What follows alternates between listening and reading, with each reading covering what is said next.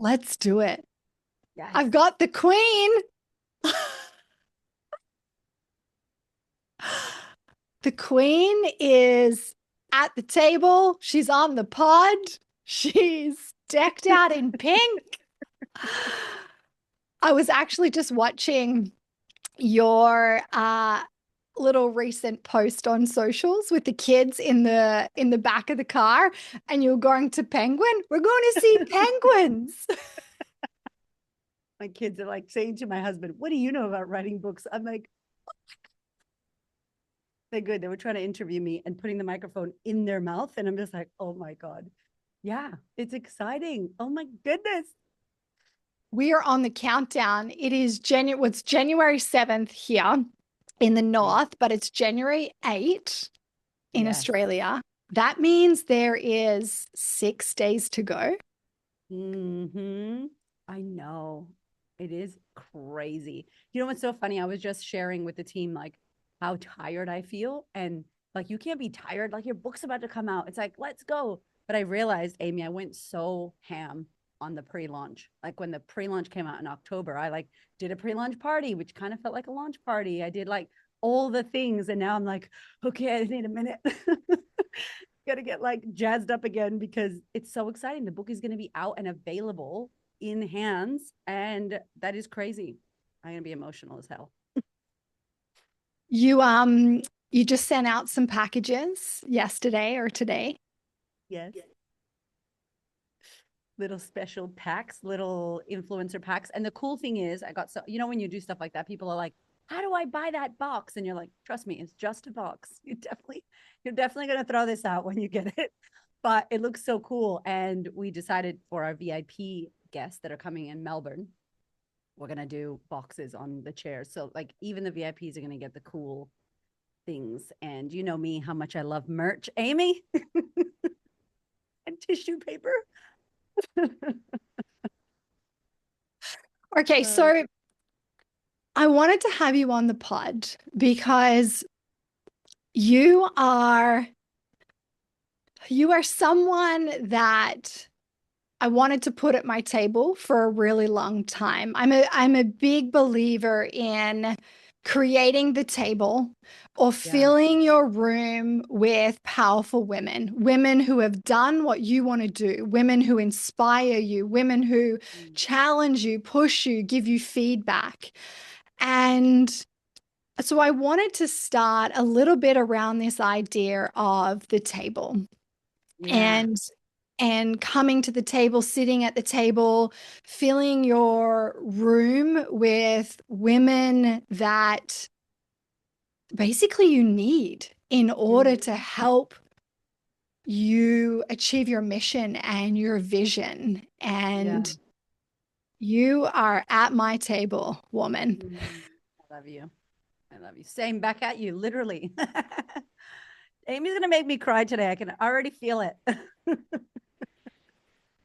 I Oh, just think that, and we're going to get into this because yeah. life is damn hard.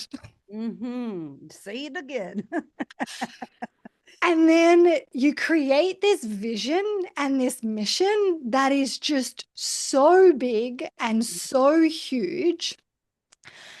And we're going to talk all about magnetism and confidence and self doubt and everything today. But we need a board of directors. Like we need a Yeah. table in order to be able to bring that mission and that vision to life. And so it's been, a project of mine ever since I kind of thought about this idea is to fill the table. Go try Mm. and get yourself at the table. Go and sit at the table. So I'd love Mhm. to start with you just sharing what you think about that. Uh, Yeah. who who's at your table? Why are they there? And then Mm. why has that been so pivotal in your mission and your vision? Yeah. Yeah. I'm so hearing your Canadian twang, sister. I love it. It's so good. It's so good. I have an Australian twang, so it's all good. um, the table's so beautiful. I think I heard, you've probably heard like you can't sit with us and all that stuff. Like if they don't have a table, build your own. And when I say this, I mean nothing of that. I didn't even have to go, is it mean to say, take a seat at the table? We want you to be at the table. Is it mean? I didn't even have that idea. I think someone did and asked me that. And I'm like, no, I don't see it that way. Because as society, as tribe, we have so many pockets of tribes and we love tribes. And when the hell did it become normal to have 116,000 people comment on one of my photos or videos or follow my air quotes, follow me or follow my life? Never was that normal. And so, of course, out of 116,000 people or 1,000 people, heaps of those people aren't going to like you, aren't going to vibe with you, aren't going to feel what you feel, aren't going to agree with you. And so I feel like the table for me signifies a few things. I feel like I have multiple tables. I have a very intimate, small circle table that's tiny. It's a table of like 3 or 2. It's like tiny, almost like alone dining. It's very small. And I think that the higher you go in the realms of impact, of financial freedom, of abundance, of, success, air quotes, whatever that means to you, I feel like the higher you go, the smaller your table will get. And I hope it does, because you don't want heaps of people, lots of people in your inner circle. It becomes very difficult for multiple reasons. And if you have a family, even more difficult, because you're not a single person now. You have a partner, you have kids, all that. Then there's the table of business, which I have always looked to incredible people, like what you said, amazing people. And I don't care if they're women or men. I have no qualms with masculine and men. I love that shit. I'm like, great, teach me something. I'm going to do it in my feminine vagina way because I have a vagina. So I don't worry about that. Right. But I love seeing people that are doing the things. And I've always believed that you need to pay to play. I have met incredible women, see Exhibit A, Amy, Heidi, all the women that were at the table, even Taki, my mentors, the people that I've worked with, I've met them, and the people in their programs have become dear friends who have put me on. They have hooked me up because I paid a lot of money to be in a room of these people, whether it's a digital room or a physical room. And so I think it's so a choice that we all have to what we choose to invest in, to who we choose to invest in, and who we decide to walk up to and sit with. And maybe if you're listening to this, you've been at a table of people bitching and moaning and complaining and whinging about electricity or the power or, gas prices or your husband or your unmiserable life. And that's a choice for you to stand up and go, hey, sending y'all love. I don't want to break bread with this anymore. I'm done. And you go find another table. And so I really feel like it reminds me of tribes. It reminds me of getting around the people and the energies you want to be around. It reminds me of choice, and it makes me feel abundant to go, what the hell is Amy Porterfield doing? What is Esther Perel? I know you want to be at her table. Like, what is she doing? How do we go and sit there? Like, how do we, there are tables you can pay for. There are seats you can pay for to at least watch the show and learn from them. It's like, so I see it in that way. And I love that you love it too, because it's such a beautiful choice that we have. That's what I think is a choice.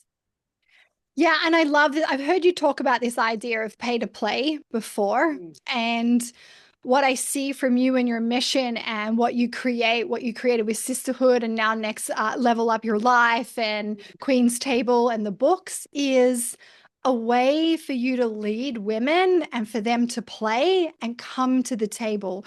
Maybe Mm. not physically, actually at your physical table, but you're inviting them to come to the Mm. table. You're Mm. inviting them and you're showing them that there's another way, that Yes. there are women that push each other and inspire each other and are on a mission and have a vision and are playing. And I just love that you're creating all of these things that these women can pay to play. And I think it's such, because for a lot of women and a lot of women in my world, they have this belief that they just got to do it on their own. Yes. They've Oh my got to gosh. Yeah. try and like uh do their health and fitness on their own or learn how to train Mm-hmm. or build a business on their own. And I'd love for you to just speak to that around this Yeah. idea of where did we get this idea that we Oh, should know how to do this on I our own? know. We don't know what we're doing, friends. Okay. We're just asking each other, like, what do you think? And I love that. And I want to say that even the Queen's Table, like I want to be around amazing, empowering women. Like I look to your stories and you inspire me, Amy. I'm like, damn, you're a badass and you look beautiful and you move well. And I always say to Amy, for those of you listening, when I'm at the gym, I think of her and not in a creepy way.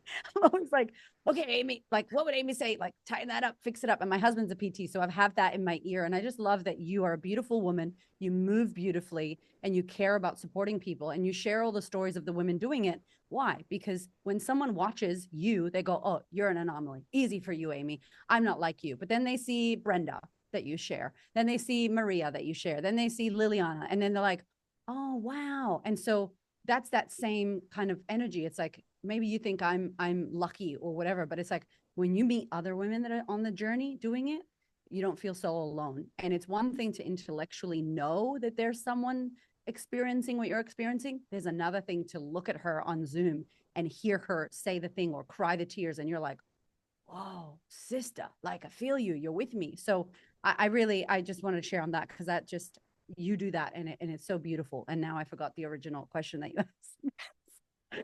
I went off on a tangent, which will happen, my friends. I love your tangents. I love you. I want to talk about I want to talk about why magnetism. Yeah. Why? Yeah. Why why did you write this book and Mm. what does it mean to you?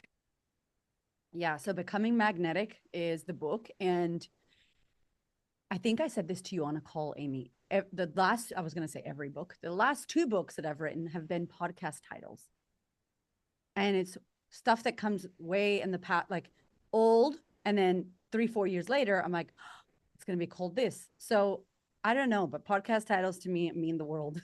So I had a podcast called Becoming Magnetic, and I went to a coffee shop. Actually, I haven't shared this story. I don't even know if this story's in the book. So here we go. So I went to a coffee shop. I was looking crazy because I was about to go to the gym. And was I about to go? No, I just went to the gym and I just went home. My hair was wet. I threw on my jeans, put on a shirt. I didn't have makeup on, and I was getting my normal coffee order from my local coffee place. And obviously, I love people, I love humans. To me, being magnetic and the word magnetism is about connection. That's all it means to me is connection. And I go, it's not something I had heard when it comes to magnetism. And I'll talk about that in a sec, but it's about connection. So I, of course, go to the coffee shop. I'm like, hey, Andy, what are you doing? Good morning, Vicky. Like I talk to everyone and I could look crazy or I could look nice. Doesn't matter how I look. I'm still me, right? So I walk in and what I didn't know is that my DeCuba jeans had a tag still on the back pocket.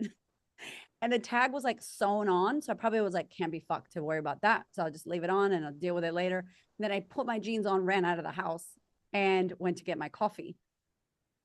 And I don't know if I made a ruckus, but I was just like, good morning, the normal thing I do. And I had my crazy nails on. And this couple, I could feel, you know, when people look at you or you can feel them sending you energy, I could feel this couple just looking at me. And the lady just came up to me and she was like, who are you? What do you do? And I was just like, oh, hi. And I'm like, I look so crazy. And she's like, I also have your tag out. I was like, oh, girl. And it just made a joke about it. But she literally got up from her chair because she was people watching with her husband. They were an older couple. And she came up and was like, oh, man, you have such great energy. Like, and I was like, yeah, hey, whatever. And I dropped my energy, connected, and then left. And I left and I didn't think about it. And I got in the car and I decided to podcast in the car. And I was like, that's magnetism. Like, you walk in and you decide the energy that you're going to create for yourself, no matter the energy that's going on. I will take responsibility for the energy I bring in.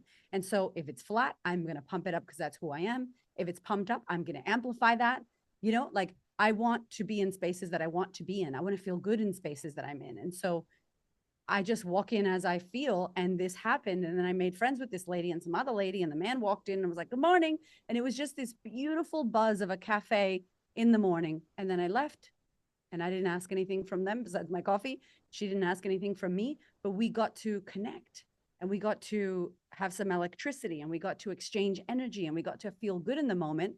And I don't know what that's going to do for them, but for me, it made my day. Like I was like, I was just buzzing all day. And so I recorded that podcast, got so many people messaging me about magnetism and, oh my God, magnetism, a word I never thought, Amy, I would speak about, something I never thought I was. I didn't associate with that. And then fast forward to when I'm writing the book, it was called Show Up, Stand Up, Speak Up, Your Guide to Eradicate Imposter Syndrome and Take Up Space. That's what the book was called. And then now the book is becoming magnetic. So it goes to show you when you start with something, it does not end as that. But now I'm like, oh my God, of course, I'm talking about magnetism. We attract, we repel. And I wanted to break it down because it does fall into the spiritual air quotes kind of, manifestation and all that bullshit about putting crystals in your bra and burning Palo Santo and chanting vague as fuck affirmations like I love my body. And it's like, bitch, could you not? You are lying on social media. And I wanted to just be like, nope. So that's how it was born. Why I just love that story. I'm so grateful that we got that out of you today, that story, because I can imagine, having done many car podcasts or Yeah. podcast random places, when like the inspiration and like Yes. the energy literally like comes out of your body. I can imagine that that Yeah. podcast episode of you Yeah. like recording it, and just the Mm, how you felt and the mm, energy uh that yeah. just came out of you. How many times did you listen to that when you thought about writing this book and thought about writing about magnetism? I'd just be Mm. interested. Did you listen to it? Oh, like listen to the podcast? Oh, Your hell yeah. podcast? Yeah. Oh, I downloaded it. I just transcribed it. I put it through all the things. I was like, we need to rip. What was that? And I had to remember that story. And I was like, whoa, I had to, you know what? I had to come to terms with you are magnetic. And I was like, I'm not magnetic. That doesn't make sense. I'm like, Hamish, I had to ask my husband, like, does this make sense? Because the publisher was really interested in that. And if we're not careful as business owners, as leaders, as parents, someone will go, oh, Amy, that color looks great on you. Oh, Amy, I think you should do that. That feels like it's just, and then if you're not sure, you could go, okay, maybe I should do that. Wait, do I want to compete? Wait, I don't know. Should I compete? Like, so I was kind of like, hold on. Am I being led by this publisher that magnetism is what I should speak about? Because I would definitely not call myself I'm a spiritual person, but I'm not a spiritual teacher. I'm not someone that teaches on spiritual concepts. My husband definitely is. And so I already have like an insecurity of like, Hamish is that, that's not me. And then the word magnetism was very connected to law of attraction. And then I was like, oh, I don't want to do any vague shit. And I don't like fluff. As you know, I really love how. Hold on. How do I do that? What do you mean? What are the steps? And so it was a little bit, I had to fight with myself and really ask. It took me a long time to start writing. I got the go ahead in February. I didn't start to like March or April, which is a bad idea, friends. Oh, very stressful for the nervous system. But I was like, I don't know. I don't know. I have to be convinced, and I have to be, obviously, you have to be all in when you do a podcast or you do a book or you do a course or whatever it is. And I had some inspiration from, I don't love everything about what he shares, but Harmozy had shared something around micro skills. And I really love that because with my first book about confidence, I knew confidence was a skill. I knew that it was something we could teach ourselves. And so he started sharing a story about his videographer who he loved, was amazing. And then he hired another videographer and he just didn't have it. And he was like, I don't know. He didn't have that warmth. He didn't have that charisma.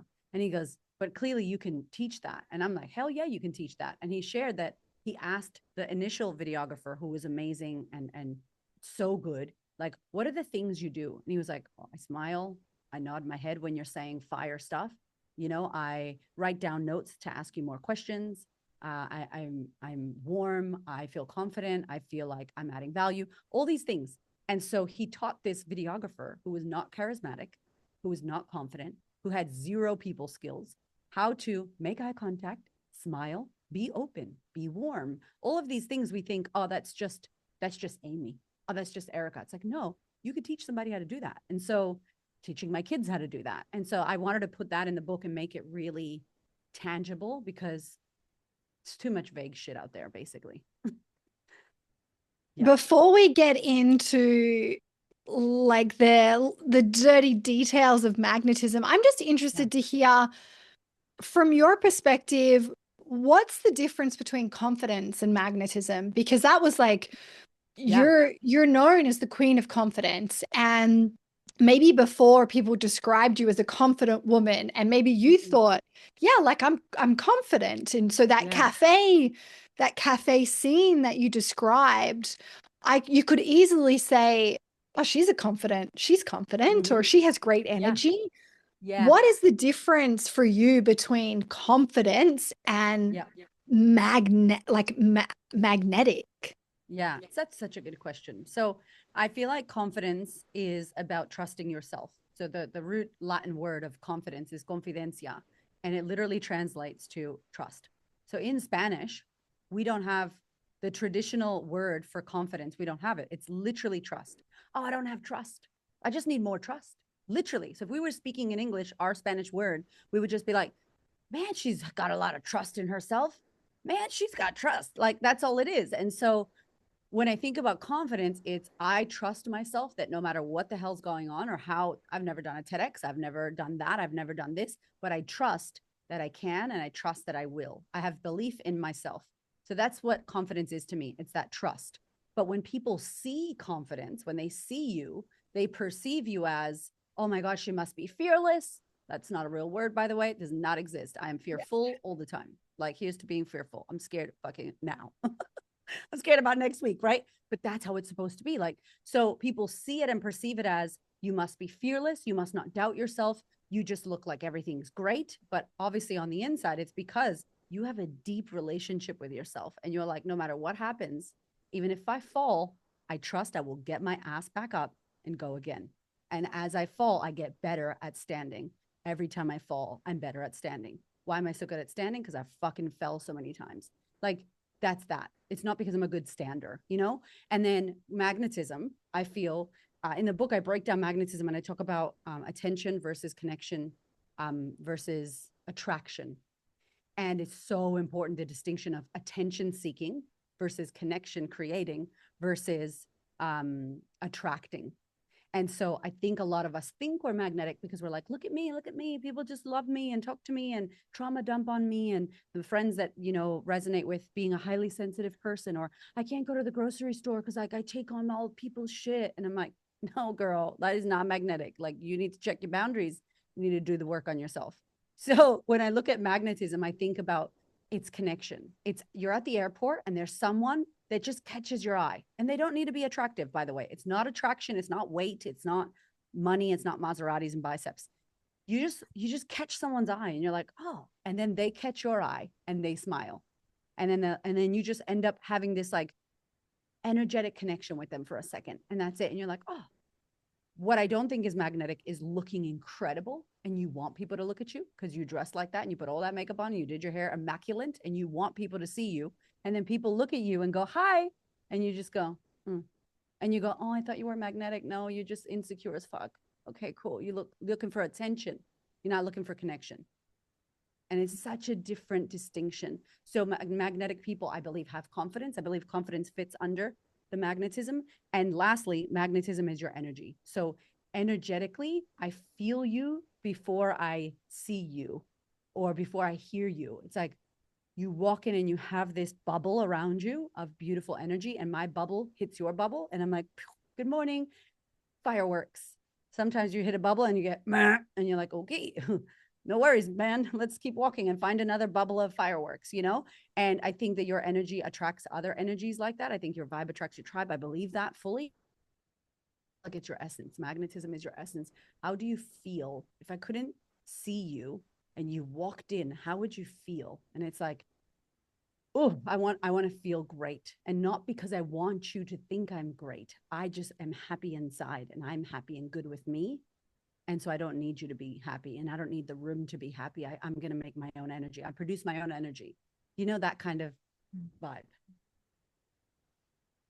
Do you think that developing confidence as a skill and that trust in yourself needs to One, come first in order to then really unlock that magnetism? Because I know you do speak about how we do have it yeah. inside of us, we Mm, just don't know how to unleash it. yeah. Yeah.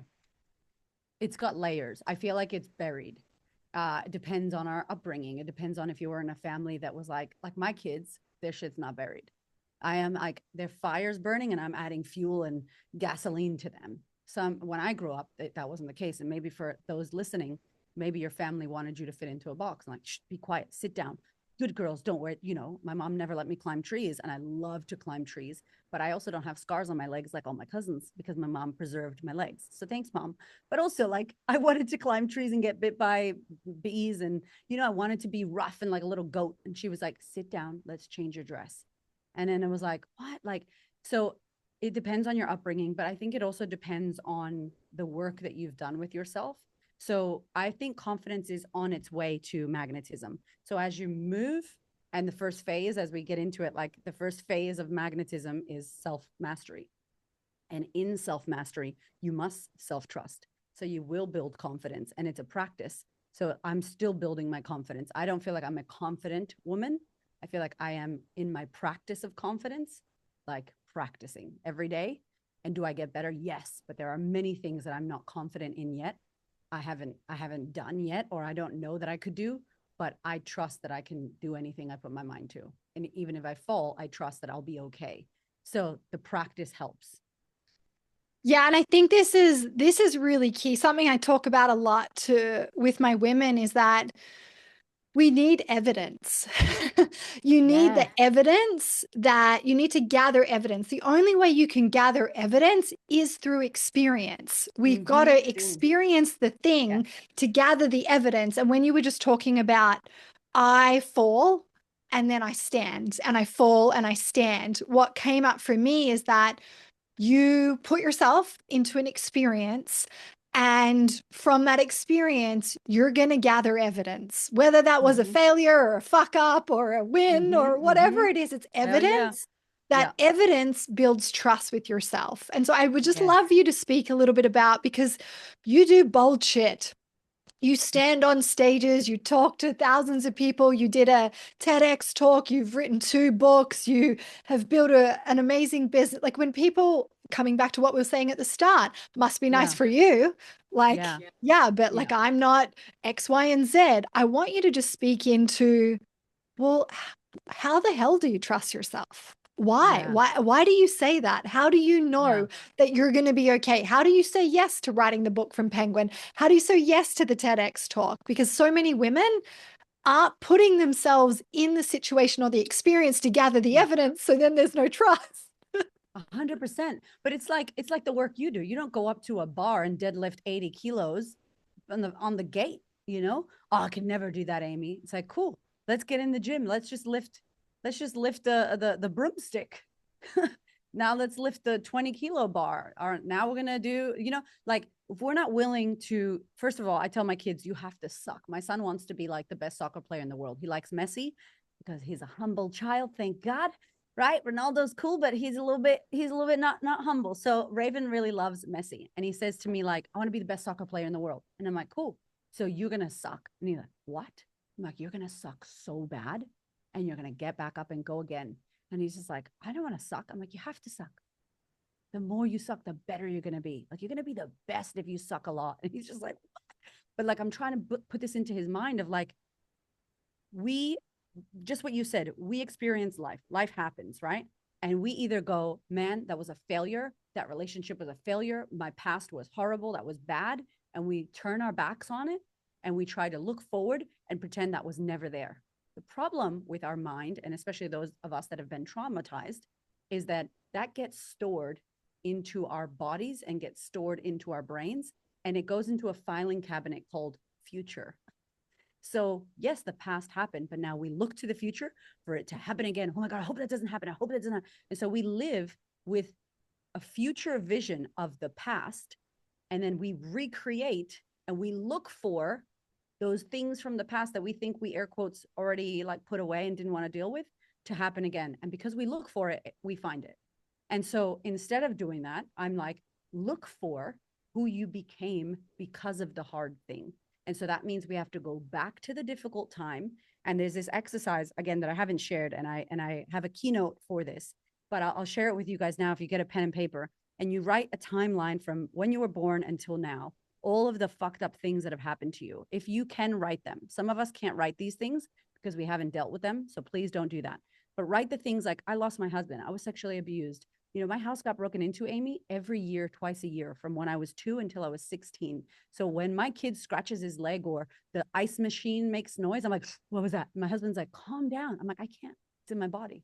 Like, my vigilance is on next level, even though I live in Australia and it's safe, air quotes, supposedly, whatever.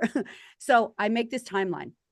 5 years old, blah, blah, blah, 7 years old, foster care, blah, blah, blah. And I write all the things and it looks terrible. But then above it, I go, cool, that bad thing happened. Like, my sexual abuse at 9 was horrible, horrible. I don't wish that on my kids, on anyone. However, what did I learn?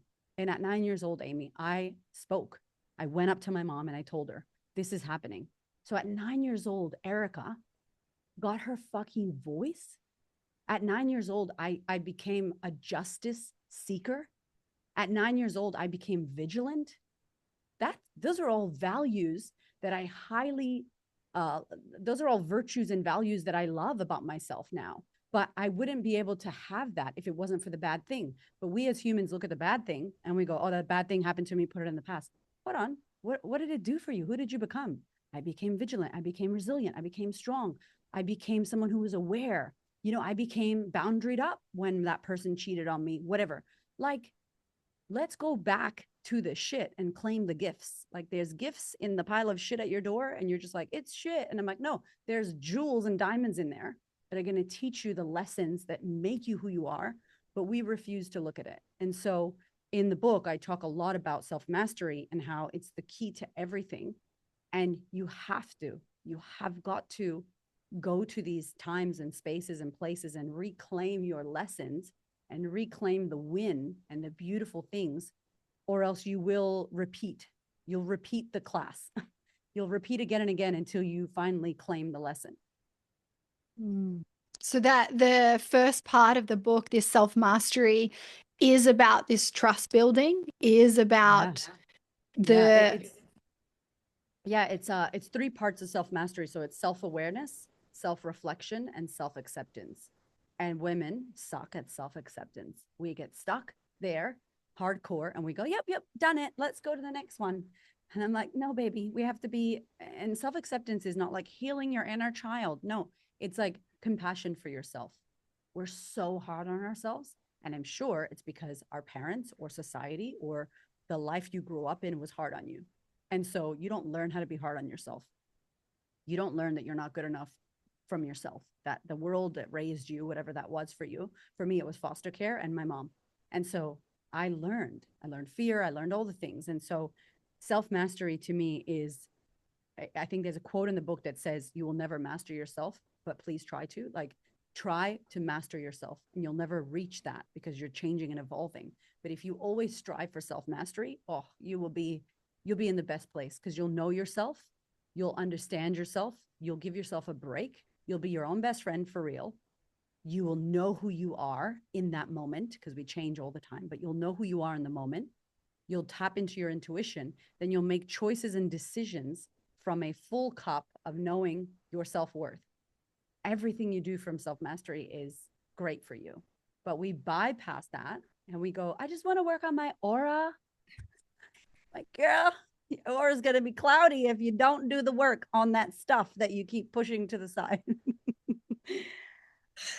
Yeah. Or I just want to get to the goal or to the top or to the result. Yes. Secret Yeah. pill, Ozempic. Hello. We're living in the world where it's all about fast, fast, fast. I want it yesterday. It's like, it doesn't work like that. It does not. It's an initiation. We have to struggle. We have to cry. We have to fall down. We have to get back up. We have to learn what it feels like to fall and be on the ground and cut our legs and put a Band-Aid on. Like, you have to move through that. Like, our children have to move through these things. We don't want our kids to suffer, but they have to. They're humans on planet Earth. It's a part of their progress. And so, you get sore. I'm so sore from deadlifting and I don't want to be sore. Of course you have to be sore. So then you rest and then you recover. So you come back for more because we're psychos. But like, that's what, like, it's like, we want to bypass that. And it's like, that's not good for us. And so it's really important. And it's crazy because when people meet you, Amy, they meet you at your phase 5, which is the aura. Like, they meet you at the aura. So when I was at that cafe, that lady was like, whoa, this lady's energy or confidence or wow. But the only reason she felt the whoa from me is because I did phase 5 is what she felt, but I had done phase 1, 2, 3, 4 to get to the aura. So people meet you at phase 5, but it's because you've done the work on 1, 2, 3, and 4, the self-mastery, your values, your alter ego, the evolution. Like you've moved through the 5 phases of magnetism, but people don't know that. So they just meet your aura. They just meet you. And if I was to meet you on the streets right now, what am I going to meet? And just consider if your energy is not where you want it to be and you don't feel like a vibing person or you don't have a great essence or presence about you, I would go back to 1, 2, 3 and move through the phases. But people don't know that you've done that. They just experience your essence. It's the same in training. It's the same when Yes. when people see me train, that or the way that my body looks, they'll think, oh, Mm-hmm. well, again, must be nice. Like it just must come naturally. But they don't see Yes. the 15 years of work Mm-hmm. that's gone into creating that, building that. And I talk about something around this idea of you have to earn the ease. And I'm not saying Yeah. it's easy, but we have to earn this sense of like effortlessness and ease into what we do. Yes.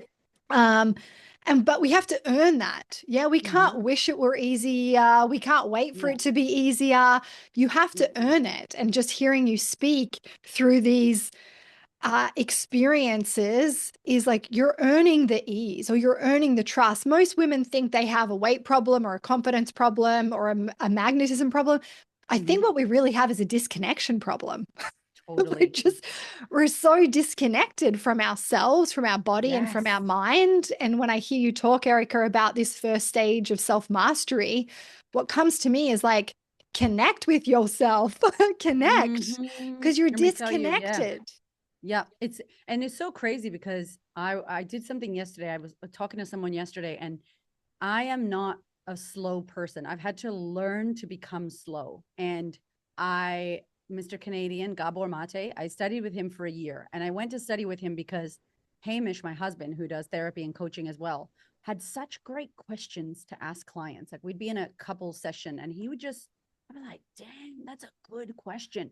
He was slow and he's calm and he would wait and he would listen. And I was just like, da da da da da da da. And that's my medicine, right? I'm like bitch slapper and I'm like fire and firecracker.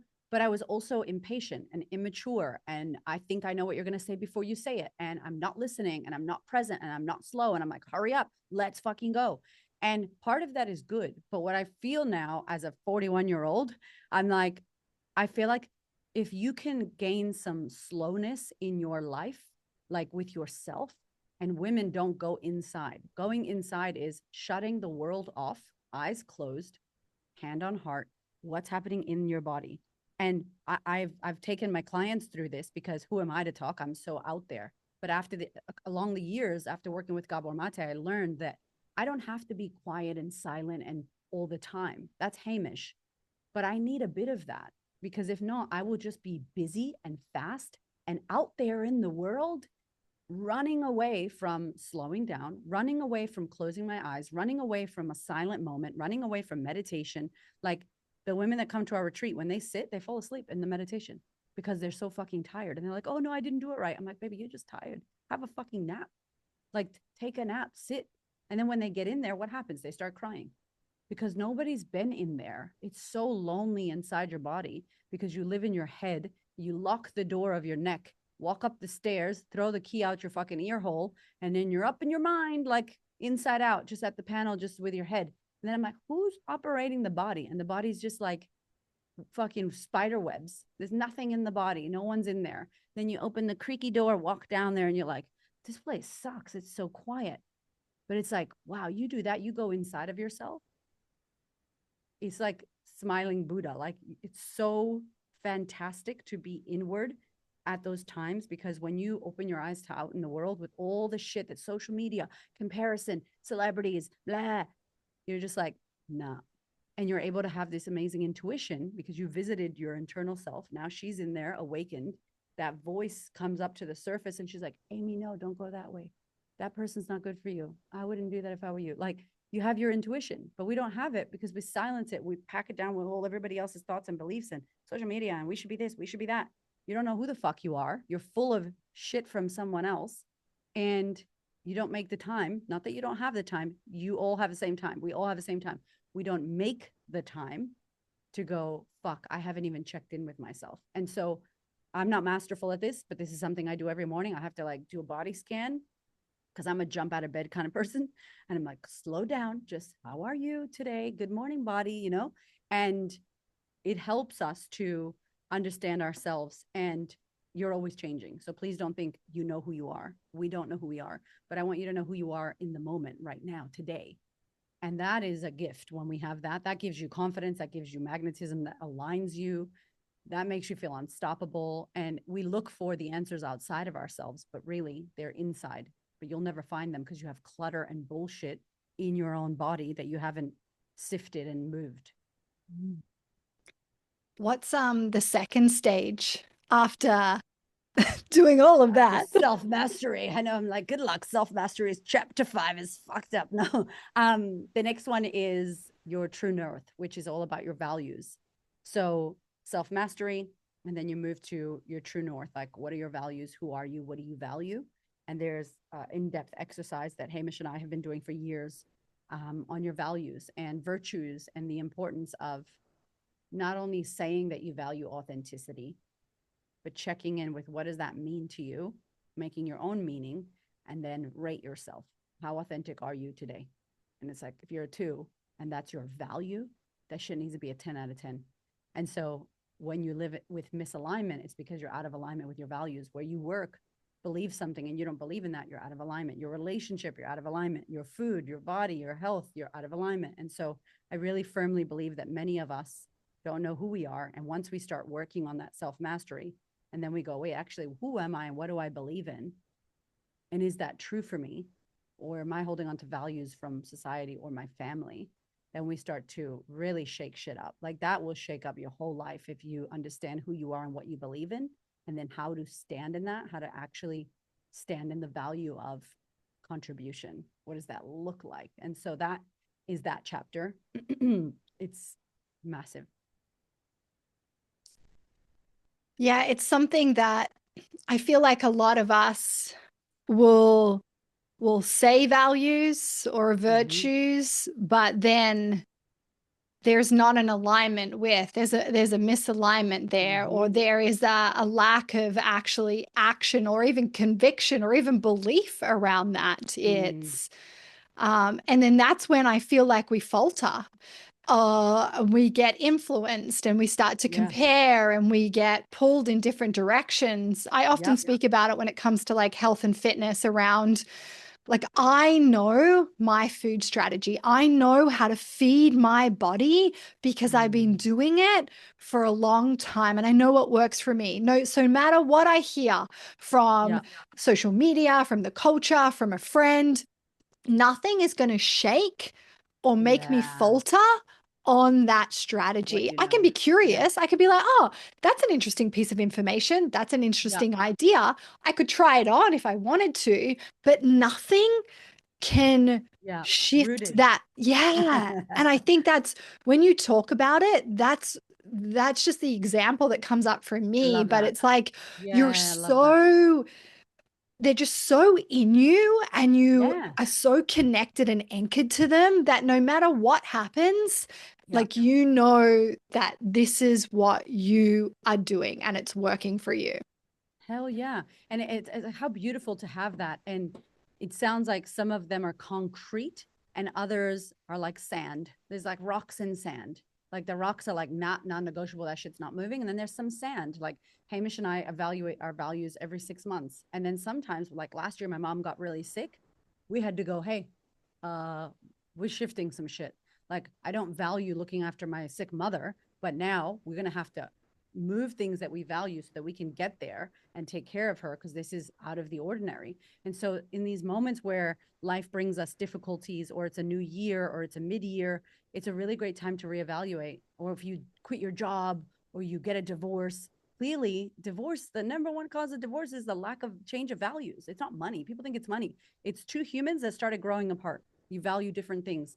That's going to rock your world. And so it's such a important factor, but you can't say this is what I believe in and this is what I stand for and these are my values without first looking at, Are you aware? Do you reflect? And have you accepted who you are? Have you done the work? And I think a lot of people, Amy, like, look, if you only read chapter 5, which is self mastery, if all you did, and I harp on about this, but literally, if all we did as human beings is went to go get therapy, counseling, coaching, I think they're all good. Energetic healing or somatic or dance or movement, some kind of movement exercise. If we did that, if we processed the experiences that we have had in the past, whether you think they're traumatic or not, don't believe what you see on TV. Okay. Like, we've all been traumatized in different ways, and it's not a comparison game. If we don't look at that and we don't address that, that past carries all through our whole lives to our deathbed. And then we go, oh, regret. Oh, I should have this, I should have that. And I really believe everything that stops humans has to do with a thread of their traumatic experiences that are unhealed, undealt with, unprocessed emotions, our food issues, our alcohol issues, our fucking emotional reactive issues. All that shit is your past that's fucking with you. It's like, immediately work on that. Like, immediately. Like, your business will blow up. Your relationship will be incredible. But we go, no, I'm going to work on my relationship. No, I'm going to get a degree. No, I'm just going to make more money. And I'm like, that is going to chase you. Fix that personal shit. And then watch your whole life unlocks. Your whole life unlocks. So that's the values. That's number 2. Number 3, phase 3 is called creating your alter ego. Yeah. And that's my favorite, one of my favorites. So you master yourself, or you try to master yourself. Now you step into your values and you know who you want to be and who you are. And then phase 3, creating your alter ego, is all about going to your future self. It's like, could you spy on your future self? Go to a crystal ball and go, what is Amy 10 years from now doing?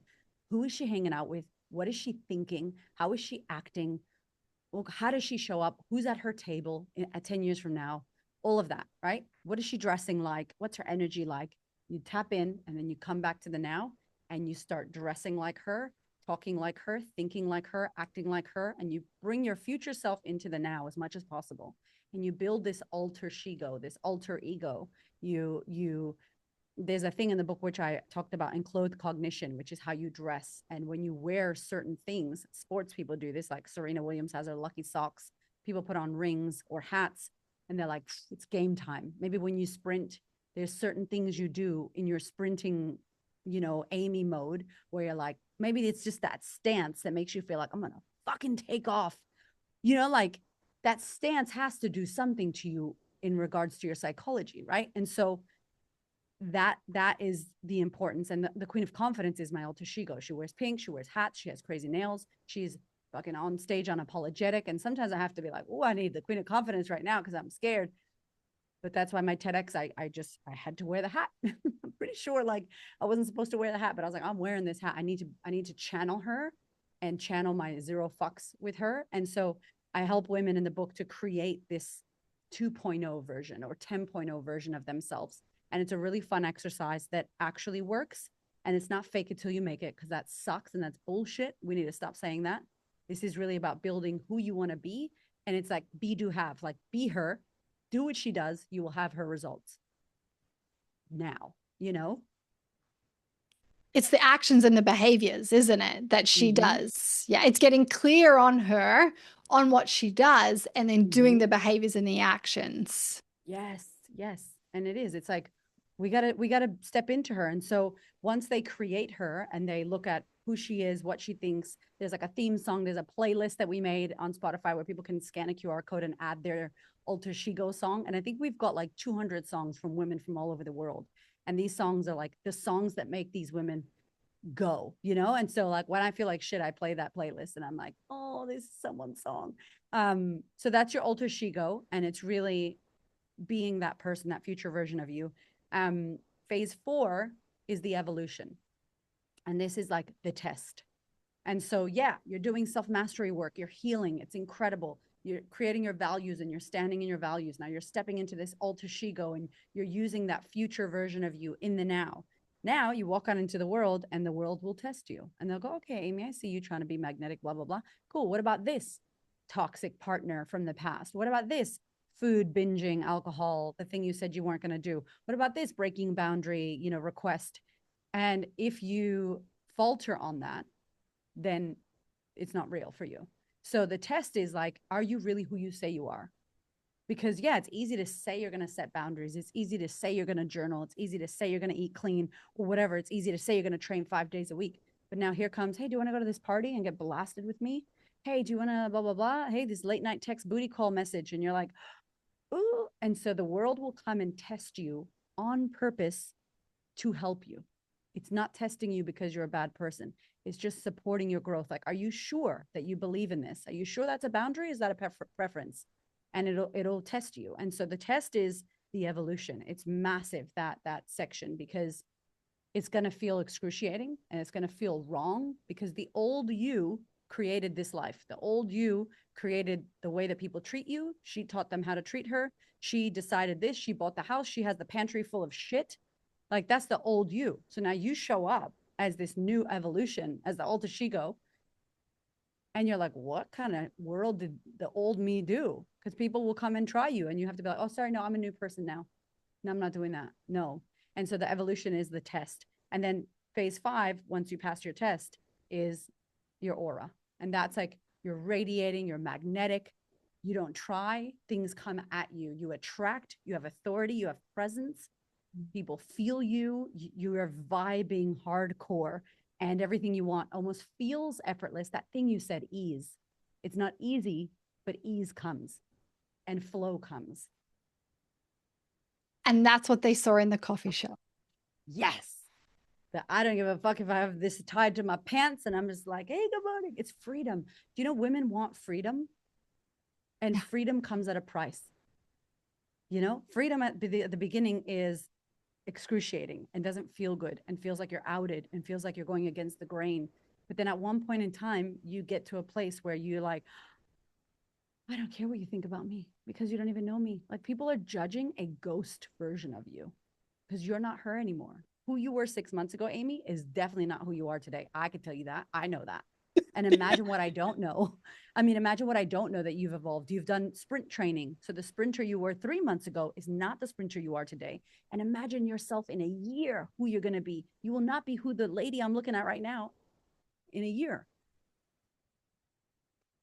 So here I am, stranger on the internet, per work, your auntie, judging you. And it's like I took a photo of you 4 years ago and I judged that old version of you. But meanwhile, you've evolved and shifted so many times. So I go, who gives a fuck? Allow them to judge the ghost version of you that they think you are and make no qualms. Like, don't think about it. Keep going, because they don't know who you are, because you don't know who you are, because you're evolving so quickly. Like, let it go. That's, to me, that gives me so much freedom. And also, the way what I think about is that anyone that is on a mission and has a vision and is at the table or in the room, Mm-hmm. they ain't the people that are doing the judging. Yeah, I can tell you that. Everyone at like at the Nope. Queen's table, they are not the people that Oh, are judging. Like, I think our biggest fear is we're afraid of what other people will think. And they've done so much research yeah, in with it is. athletes and mental performance of the athletes. They're so afraid of what other people will think. And I think we are too. But what I remind myself of when I get Mm-hmm. scared and when I think about putting something out there or doing something is that the people that are at the table, that are on a mission, that have a vision, they ain't the ones that are Mm-hmm. judging you. Yeah, it is the people that don't have a No, passion, don't have a purpose, that don't have a strong foundation or a healthy body, that haven't done self mastery, that don't have any confidence. They're the people that are judging. And do you care what they think? No, well, you I know, don't. I Yeah. know. But you know, it's so crazy. We want to like we want to speak to the critics. Think about it. I just evolved this program, right? Listening to someone, Brooke Castillo, a life coach school podcast lady, and she's the only person I've heard talk about money and talk about um, change in regards to a program. And she was like, when I started growing and getting more people in my program, like more people in warrior school, more people in the sisterhood, and it started getting really, really big. My OGs, the ones were the most upset with me. And she was like, they were so angry that the access was gone. She was like, they're meant I thought they were happy for me that I said I was going to grow and I was going to do this. And I had never heard anyone talk about that, Amy. And I was like, oh my God, that's going to happen to me. And it's going to happen to you. And it's going to happen to all of us who have a massive impact. You can't stay small. If you're here to make impact and make noise, you're going to waves, especially being magnetic. You're going to make waves globally. Like you make waves globally, Amy. And so if someone is upset, that's a discomfort for them. It's always a reflection of what's personal. When you do this self-mastery work, when you do this confidence and magnetism work, you really start to have compassion and acceptance for others as well. You start to go, oh, damn, that's their pain. That's why they feel like they need to tear me down. Oh, that's their trauma. It's like, cool. And you're not like wishing the worst on people. You're like, man, sending you love. I hope you find a therapist. You know, like it's freeing. Yeah. You're on a big mission and you've got lots going on in your world. So I want to finish with, okay, the exact date the book's coming out, where they can get the book. Have you sold all the tickets to every book tour party? I want all the details so where Yes. everyone can find everything that they need to get their hands on the book. I love you, Amy. Okay, so Becoming Magnetic is Australia, New Zealand. It is out on the 14th of January. So you go to my Instagram and just any post. In the United States, it is coming out in May. So possibly also Canada and the UK. I'm not sure. I know it won't be out till May, but it is available on pre-order right now on Amazon USA, which just happened today. So I'm very excited about an audiobook that I read as well. God, that took a long time. It's a lot bigger than my first book. So if anybody here got my first book, it is bigger than my first book. And if you go to thequeenofconfidence.com or just Instagram at the Queen of Confidence, I'm there. I am sharing everything.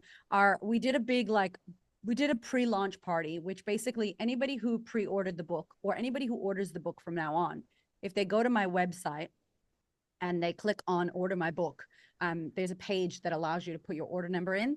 And so if they say, I ordered the book from Amazon, here's my order number or my receipt number, and they put their name and email, they'll get a private podcast.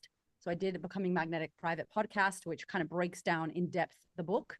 And then I did like a magnetic workbook. So then the Melbourne book launch party is sold out. So it did sell out, I think 112 people. We were meant to only have 100. So well, it's okay. 112 it'll be, and we're gonna have party. And so that's kind of like the kickoff. I'm in Melbourne, so we thought we would do it in Melbourne. I'm doing it at the same place I had my first book launch. So it feels very nostalgic, 2020 to now 24. And that's going to be a book launch party / magnetic masterclass. So I'm going to get my husband, Hamish, who does breathwork and meditation, to do a beautiful meditation around what people want to manifest in 25. And then we've got our wall of manifestations, and it's going to put everybody's desires on the wall and just have like a really beautiful moment of like, we're calling this shit in and what we desire. So we're doing that. And then we're going to dance. And then I'm going to Sydney, and Sydney sold out, which is all the book signings. So Sydney sold out. I think Brisbane is close. Adelaide is close, which is cool. Adelaide's like 50% sold out. I didn't think Adelaide was going to rock up, but go ahead, Adelaide. That's good.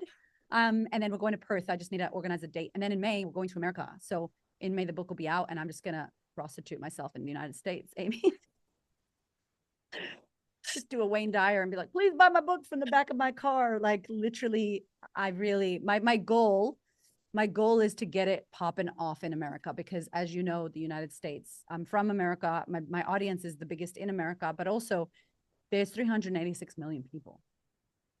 You don't need a big percentage of people to make noise. And it took me, I believe, 6 years to get to where I am now in Australia.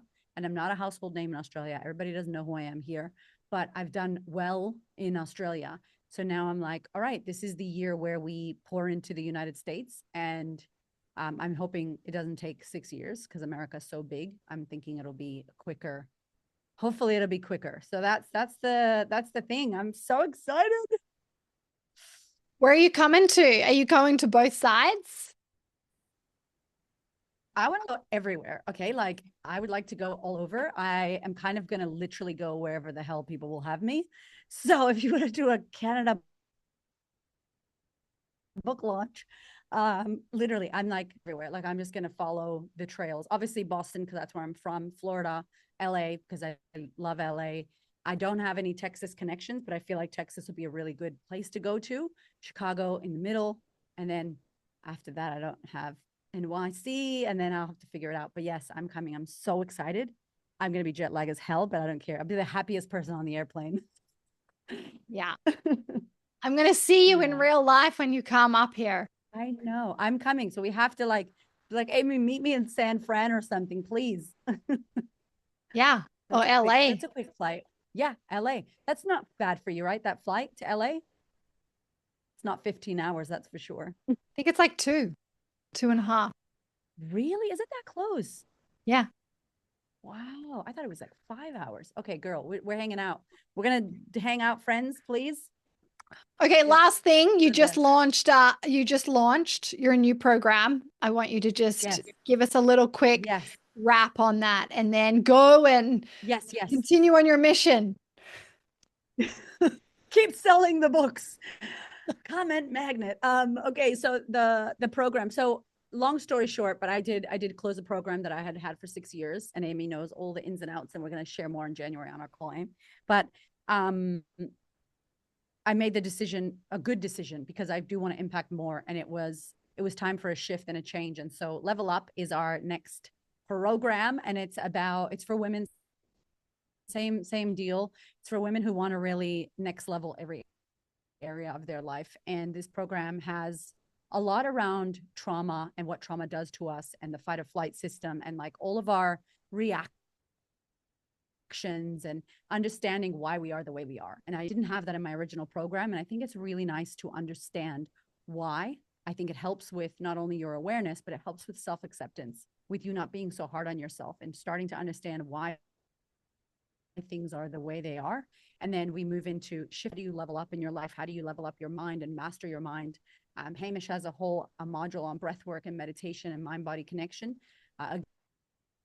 Again, our other program was all mind work. And so we have Hamish. And so he's doing a whole kind of section on how you can alchemize all of your stuff from the top to the bottom. How can you actually be a whole human? And it's involved with the body and processing and somatic and emotions. And it's 10 modules. It's live. So I'm in there. We've got amazing experts in there coaching and sharing with the women. There's a beautiful community, which was the best part of our original program, that aspect, as you have as well. I think it's really nice to have women creating a space where they can share what's on their heart. No one's going to judge them because everyone is in the arena with them, also crying, processing, and dealing. And what I found, Amy, after 7 years of running the sisterhood, is we saw what worked. We saw what was the best, most impactful stuff for women. We saw where women, I literally have maybe 500 pages of Q&As from coaching calls over the past 7 years of women, questions that women have had. And we know, so we built Level Up Your Life to answer those questions, and give them the answers that they need to support them to actually do the work. So it's very actionable, tangible, live, and also there's a beautiful community that can support them. And at the time of recording this, it won't be for long, but it's on early bird. So it's ridiculous. We made it stupid because that's what I did when I launched Sisterhood. And we won't do this again, but I thought it would be a great incentive to support people in January 25 to go, man, I want to level up, and this year's the year to do it. So you can head to thequeenofconfidence.com/level up your life now. So it's all there. Yeah. I'm excited. Erika, thank you for the work that you do. Thank you for this, like, I've said this to you before, this relentless pursuit of the vision and the mission. It's just unwavering and inspiring. And the work that you do to help women is just like out of this world. And it is so beautiful and wonderful. And I know, it's hard. It's hard work. Leading a big life, telling a bigger story, going on the mission and the vision, and like help it's like really hard sometimes. And so I'm Yes. just like, I'm so grateful for the work that you do, for who you are, to be at a table with you. Mm, It's that the what inspires me the most is this relentless pursuit of like the vision and the mission. And you're mm, doing it and you're scared yeah. Yeah. anyway. Oh, And I'm sure yeah. sometimes you want to Oh burn it all God. to the ground and just like retire and lay and watch a show. Sometimes Yeah. I do that. I just want to like, you know what? I want to burn it all to the ground and I want to Yeah. retire and I just want to watch Grey's Anatomy repeats. Yeah, because it would be Go to easier. bed. Because it's not easy to tell a bigger story, but you're showing women how. You're teaching them, 100%. you're leading them, but Mm, it's show, don't tell. And when I watch you, it's just show, show. You can tell a bigger story. You can live a bigger mm, life. You can go next level. And I'm just, mm, thank you. Thank you for telling a bigger story with mm. your life and for helping I women. love you. Thank you.